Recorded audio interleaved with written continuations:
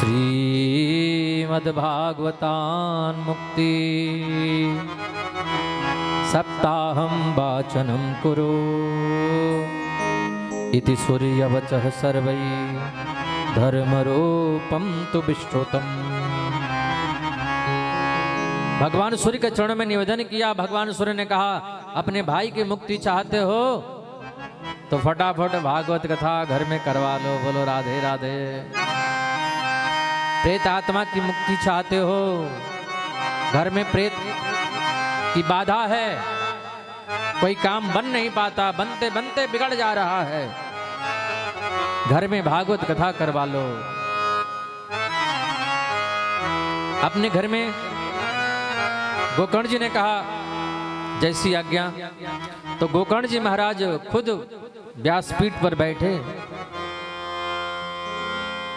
प्रेतात्मा धुंधुकारी को बुलवाया। भागवत कथा का आयोजन सुंदर तरीके से हुआ।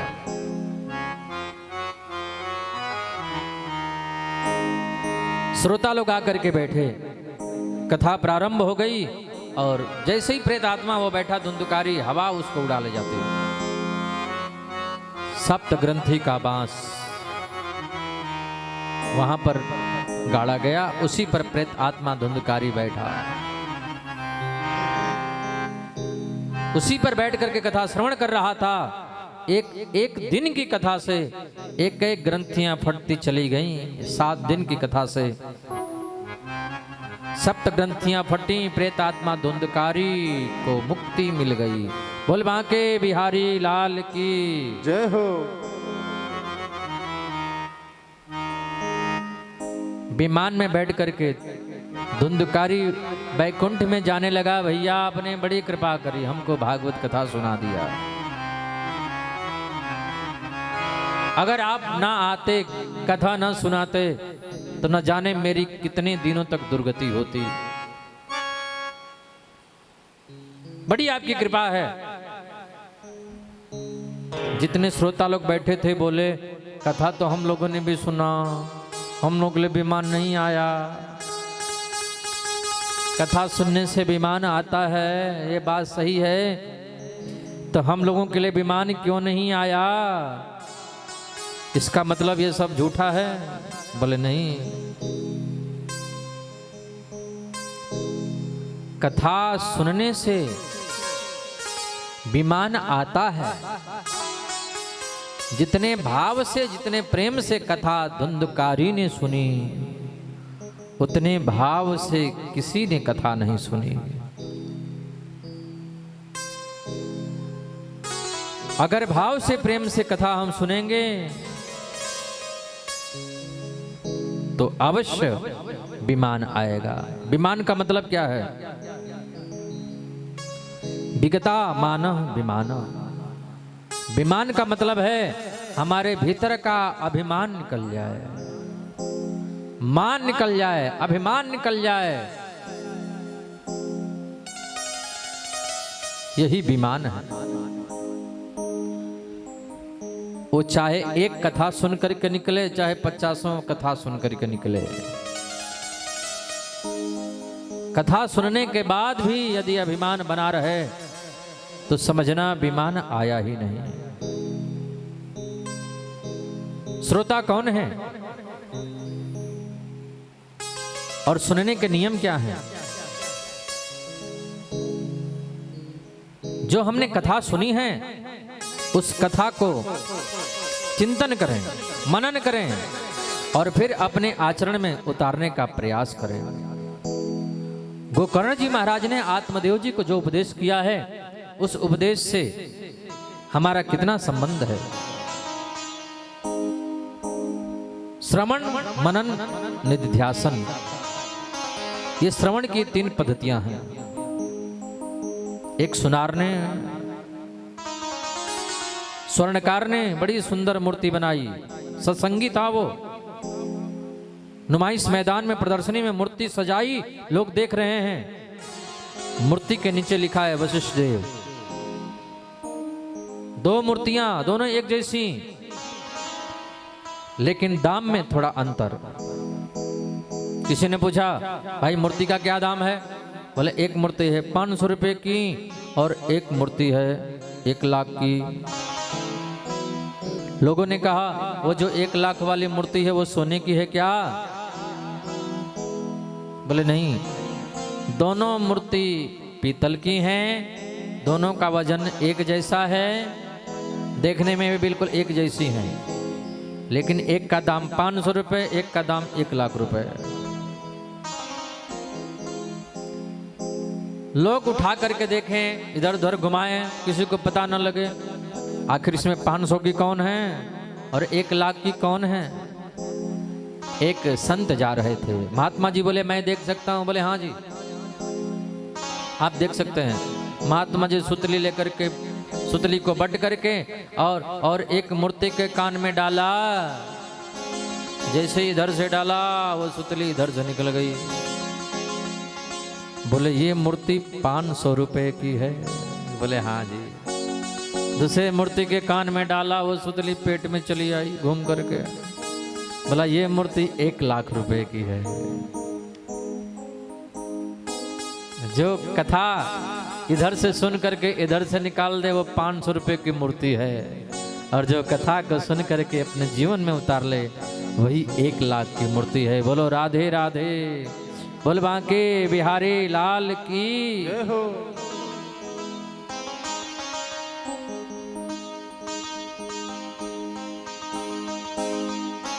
तो कथा श्रवण भाव से करें, प्रेम से करें, और कथा श्रवण करने के बाद अपने आप को बिल्कुल तुच्छ समझें, बिल्कुल छोटा समझें।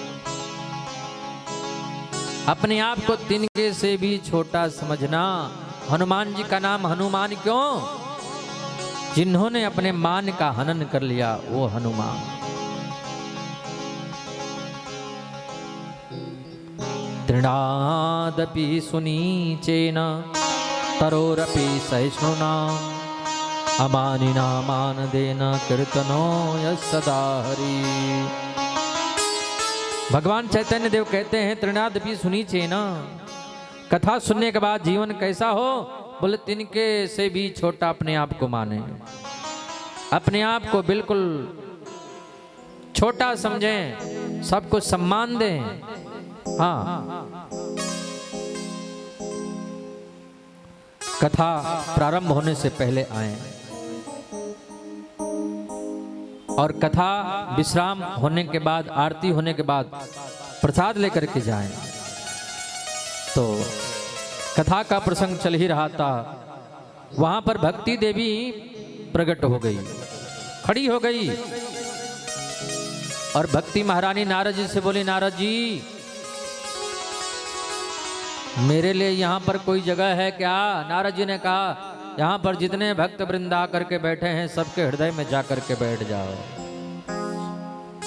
अब तो भक्ति मैया सबके हृदय में जाकर के विराजमान हो गई। ज्ञान वैराग की वृद्धता का निवारण हो गया, दोनों बच्चे भी खड़े हो गए। भक्ति मैया तो नाचने लगी, वहां पर कीर्तन होने लगा। प्रहलाद जी महाराज ताली बजाने लगे, उद्धव जी कांसा बजाने लगे, हाँ, नारद जी बीड़ा बजाने लगे, अर्जुन गाने लगे, इंद्र मृदंग बजाने लगे, और सनत कुमार कीर्तन कर रहे हैं। प्रहलाद स्थालधारी तरल गति दया चवद्धव कांसधारी बीड़ाधारी सुररसी स्वर कुशलतया राग करता अर्जुनो धूत इंद्रो वादी मृदंगम जय जय सुकरा कीर्तने ते कुमारा यत्राग्रे भावक्ता सरस रचनया व्यास पुत्रो बभूव। और कीर्तन चलने लगा। श्री कृष्ण गोविंद हरे मुरारे हे नाथ नारायण वासुदेवा। मीठे रस से भरोड़ी राधा रानी लागी महारानी लागी मन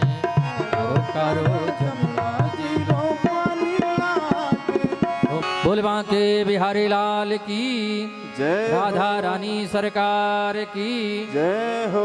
इस भागवत में राधा नाम रूपी रस भरा है। इस रस को कब तक पिए? भले जब तक जीवन हो, जब तक श्वासें चलें तब तक पीते जाओ, पीते जाओ, बार बार पिए। एक कथा सुन करके अगर बोल दिए कि अब क्या कथा सुनना, वही है भागवत। रोज रोज वही कथा होती है, उसने कथा के तत्व को नहीं जाना। जितने बार भागवत कथाएं होंगी उतने बार नया नया कुछ लगेगा। इस बार कुछ हम अलग सुने ऐसा लगेगा। जो कथा सुन करके बोल दिया क्या कथा सुनना, वही कथा होती है, उसने कथा के तत्व को नहीं जाना, कथा के महत्व को नहीं समझा। रामचरित जे सुनत अगाही, रस विशेष जाना तिन नाही। राम कथा सुन करके, कृष्ण कथा सुन करके जिसने ये कह दिया क्या कथा सुनना, उसने कथा के तत्व को नहीं जाना। आज रोज की बात 88,000 संत जन नैमिषारण्य में बैठे हैं। उन ऋषियों का जीवन ही कथा है। 88,000 ऋषियों ने इकट्ठे होकर के आपस में निर्णय करके 6 प्रश्न खड़े कर दिए। बोले आज सूत जी से हम लोग 6 प्रश्न करेंगे, और इन्हीं 6 प्रश्नों के जवाब में सूत जी ने पूरी भागवत कथा श्रवण करा दी। बोलो राधे राधे।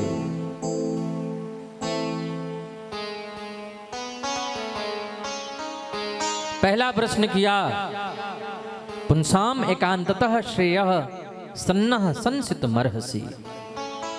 मानव के कल्याण का मार्ग क्या है? जीव का कल्याण कैसे हो? आपस में लोग लड़ रहे हैं, झगड़ रहे हैं, एक दूसरे का पैर पकड़ करके खींच रहे हैं, इनको ज्ञान नहीं है, एक दूसरे की निंदा कर रहे हैं, भागवत कथा सुनने में कतरा रहे हैं, इनका आखिर कल्याण कैसे होगा? मानव का कल्याण कैसे होगा?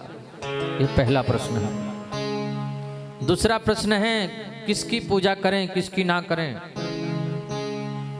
राहु की पूजा करें कि केतु की पूजा करें, कि शनि देव की पूजा करें, कि मंगल की पूजा करें, कि बुध की पूजा करें, कि गुरु की पूजा करें, कि शुक्र की पूजा करें, कि सूर्य की पूजा करें, कि चंद्र की पूजा करें, यम की पूजा करें, कुबेर की पूजा करें, दुर्गा जी की पूजा करें, कि राम जी की पूजा करें, कि कन्हैया की पूजा करें, कि संतोषी मैया की पूजा करें, कि चिंतापूर्णी मैया की पूजा करें, कि ज्वाला देवी की पूजा करें, कि भागवत कथा सुने, कि माला जपें? ये समझ में नहीं आता। कि शिरडी के साईं बाबा के पास जाएं, कि शिव चर्चा करें, कि निरंकारी हो जाएं? क्या करें समझ में नहीं आता। किसको पूजें, किसको छोड़ें? ये दूसरा प्रश्न है। और तीसरा प्रश्न है कि भगवान का नाम वेदों में अजन्मा है, आप कहते हैं जन्म लिए। और चौथा प्रश्न है, आप कहोगे भगवान अवतार लेते हैं, तो भगवान के अवतार कितने? और पांचवा प्रश्न है, गुरुजी सार सार बताना, गागर में सागर भरना जी। और छठवां प्रश्न है, भगवान श्री कृष्ण जब धरती का भार हरण करके, भार उतार करके, उद्धार करके जब गए, तब धर्म किसकी शरण में गया? धर्मः कम शरणम गतः। सूत जी कहते हैं, ऋषियों आप लोगों ने बड़ा अच्छा प्रश्न किया। आप लोगों के 6 प्रश्नों का हम जवाब देंगे। इससे पहले भगवान सुखदेव को प्रणाम करने। बोलिए सुखदेव भगवान की जय हो। भगवान सुखदेव गर्ग संहिता में वर्णन मिलता है। भगवान सुखदेव गोलोक धाम में राधा रानी की गोदी में खेला करते थे। जब भी राधा रानी को कोई समाचार कन्हैया के पास में भेजना होता ना, वो भगवान सुखदेव ही लेकर के जाते। एक दिन किशोरी जी ने कहा, आप मृतलोक में जाइए और जन जन में भागवत धर्म का प्रचार प्रसार कीजिए। भगवान सुखदेव ने कहा, मुझे नहीं जाना माता श्री, मुझे नहीं जाना, वहां पर विष्णु की माया है, पकड़ लेती है, मृतलोक में नहीं जाना जी। किशोर जी ने आशीर्वाद दिया, मैं आशीर्वाद देती हूं, तुम पर विष्णु की माया का कोई असर नहीं पड़ेगा, मेरी कृपा बरसेगी तुम्हारे ऊपर। बोल राधा रानी सरकार की जय हो। और राधा रानी की जिस पर कृपा बरस जाए, राधा की कृपा, कृष्णा की कृपा जिस पे हो जाए, भक्ति को पाए मौज उड़ाए। मेरा आशीर्वाद है। किशोरी जी ने भगवान सुखदेव को आशीर्वाद दे दिया। भगवान सुखदेव मृतलोक में आए और अंडे के रूप में पड़े हैं। माता पिता उड़ करके चले गए, ये वहीं अंडे के रूप में पड़े हैं।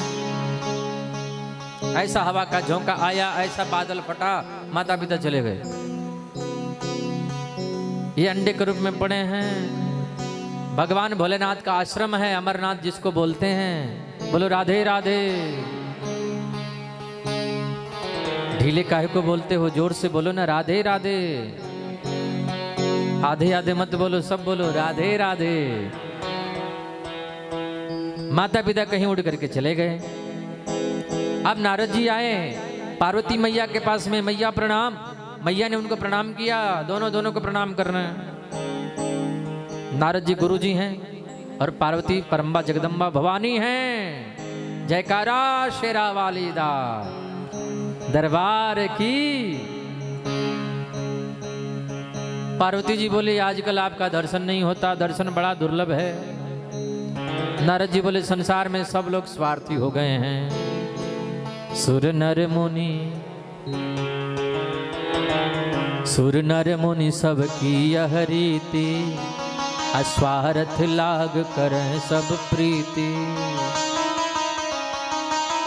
दुनिया में सब स्वार्थी हो गए हैं।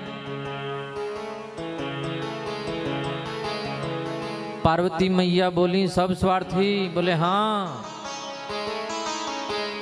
पार्वती मैया बोले, नहीं, कुछ लोग परमार्थी भी हैं, सब स्वार्थी नहीं है दुनिया में।